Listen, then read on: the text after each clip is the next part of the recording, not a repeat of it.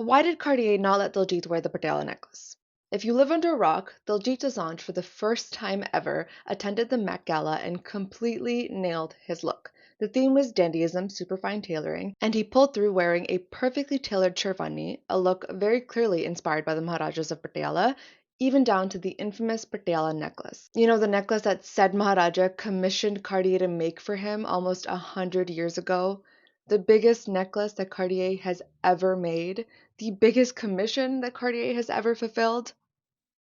However, the one that Diljit wore was a replica created by a different jeweler. There are sources online confirming that Diljit's team did in fact request the necklace from Cartier, but it was denied, as it was locked up in a museum or too fragile to be lent out, which makes no sense to me. Because if you guys remember, at the 2022 Met Gala, Cartier very generously lent out the Patiala choker to YouTuber Emma Chamberlain to wear, which became a huge controversy online. Mind you, she wasn't even referencing the Maharaja for her look. And that same year, Kim Kardashian wore Marilyn Monroe's birthday dress, the original birthday dress, that was so fragile that she could only wear it for the duration of the carpet and then had to change into a replica for the rest of the event. Now, I'm not saying the necklace should have been risked being damaged and given to Diljit to wear.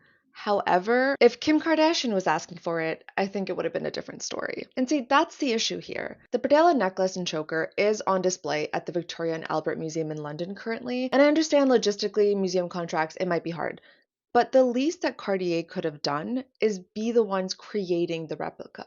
Wouldn't they be the experts at creating the replica? I don't think Cartier understands how much of a missed opportunity this was, but I think that's the thing. I don't think they care. Because from a PR perspective, a logical perspective, a historical perspective, that would make sense for them to do.